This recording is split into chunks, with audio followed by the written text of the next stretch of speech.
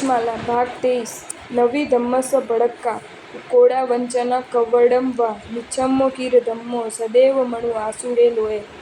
भड़क्का यानी बड़ा आसान आदि आडंबरी धर्म का साधन नहीं। वैसे उकोड़ा यानी तुम मुझे ये दो तो मैं ये धर्म करूँ, ऐसा बदला या वंचना सामने वाला कुछ देता है अथवा तत्व ज्ञान आदि देने की माया युक्त चतुराई या कपट मायाचार दूसरे को ठगने की प्रवृत्ति यह धर्म का साधन नहीं है। पूर्व की गाथा यह पुनरुक्ति व उस माया के साथ धर्म का अत्यंत विरोध बताने के लिए यह अत्यंत विरोध होने से ही कहते हैं निच्छन्त्य माया बहाने रहित हो गई है। फिर धर्म आप तो धर्म के रूप में देव मनुष्य असुर सहित लोक में प्रवृत्त है। भिक्खु गियम गिये अभिषेय तहे चेवरायणी एवं तु पुरी सवत्थुम दव्वाई चौवियम शेषम।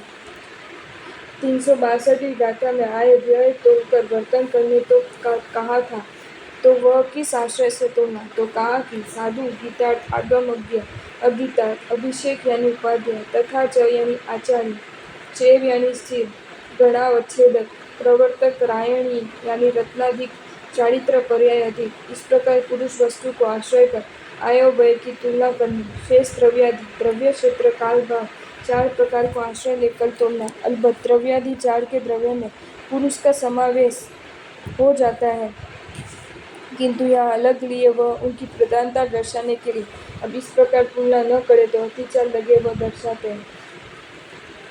चरण यार दूरियो मूल गुणे चेव उत्तर गुणे मूल गुणे छठाना पड़मो पूर्ण नगो दियो तथ्य। अतिचार सामान्य से रत्नत्रयी के प्रसंग में लगते हैं। विशेष से चारित्र में अतिचार अतिक्रमण 2 प्रकार से, मूल गुण में और उत्तर गुण में। मूल गुण में 6 स्थान, 5 महाव्रत, छठा रात्रि भोजन विरमण व्रत। अतिचार के विषय इसमें भी प्रथम फलांतिपात विरमण में पृथ्वी आदि 5 विकलेंद्रिय 3 पंचेंद्रिय 1 इन 9 की रक्षा करने के होने से 9 प्रकार से हैं। अतिचार के 9 स्थान शेषु कोशो मज्जिम जहन्न गो वा भवे 14 करगुण में गवयो दंसन नाणेशु 8। शेष मूषावादी विरमण आदि 5 अतिचार के स्थान बनते हैं। उसमें मूषावाद आदि अतिचार उत्कृष्ट मध्यम जघन्य 3 प्रकार से होता है। ये द्रव्य क्षेत्र काल भाव से ऐसे 4 प्रकार से हो। उत्तर गुण यानी पिंड विशुद्धि आदि के अतिचार अनेक प्रकार से बनते हैं। ऐसे दर्शन ज्ञान में 8-8 आचार होने से अतिचार के 8-8 स्थान हैं।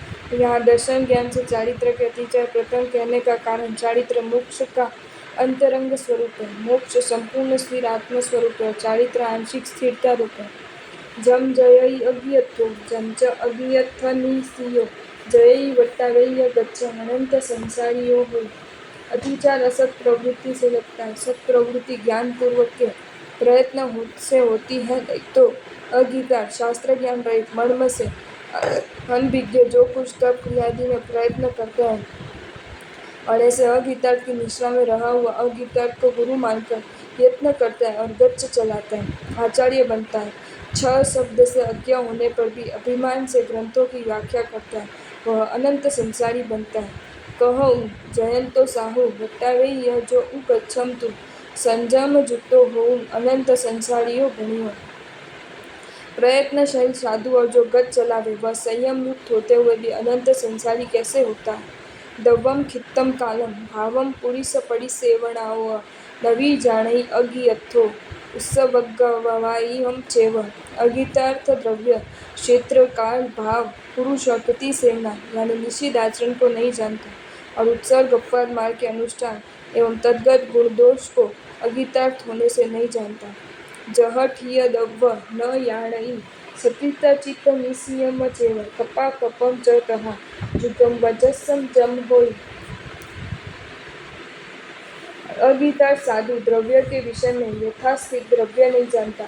जैसे ये द्रव्य सचित है या अचित है या मिश्र है, वैसे ही साधु को कल्प्य है या अकल्प्य, साधु के योग्य है या अयोग्य। या जम तो विकलांग बाल तपस्वी आदि को क्या चाहिए। जहठिय खित्त न जाने अधाणे जनबई अजम भणियम कालम भी अनवी जाने सुभिक्ख दुभिक्ख जम कप्पम। अगीतार्थ यथास्थित क्षेत्र को न समझे। यह क्षेत्र संयम उपकारक है या अपकारक और विहार के मार्ग में या उन ग्राम नगर आदि देश में जिन आगमों में कर्तव्य रूप में जो कहा हो उसे न जानता है वैसे यथास्थित काल समय को भी नहीं जानता। सुकाल दुष्काल है, उस समय पदार्थ या करणीय क्या है उसे नहीं जानता। भावे हट्ट गिलाणम नवी याणई गाढ़ गाढ़ कपम सहु असुहु पुरुषम तु वथुम वथुम च नवी जाने। अगीतर्थ भाव के विषय में भी न जाने। साधु निरोगी है या रोगी, वैसे ही गाढ़ प्रयोजन में क्या कल्प्य है या असह्य कोमल शरीरवान, शरीर परिश्रमी है या अपरिश्रमी, वस्तु आचार्य आदि है या सामान्य सारी, यह भी न जाने। पड़ी सेवना चौवद्धा आवटी मयाद दप्पकपेसु नवी जाणई अज्ञो पचितम छेव ज तत्थ। प्रति सेवना यानी निषिद्ध आचरण 4 प्रकार से है। आकृति, प्रमाद, दर्प, कल्प। आकृति यानी जानबूझकर करना, प्रमाद यानी कंदर्प हास्य मश्करी से करना, दर्प यानी आपत्ति से निष्कारण सेवन, दृष्टांत कूदना आदि, कल्प यानी कारण से शास्त्र सम्मत करना। अगीतार्थ इन भेदों प्रमेदों को न जाने, वैसे ही आलोचन आदि प्रायश्चित न जाने। जैव यानी निषिद्ध सेवा के भाव क्यों बदले, कैसे बदले आदि न जाने।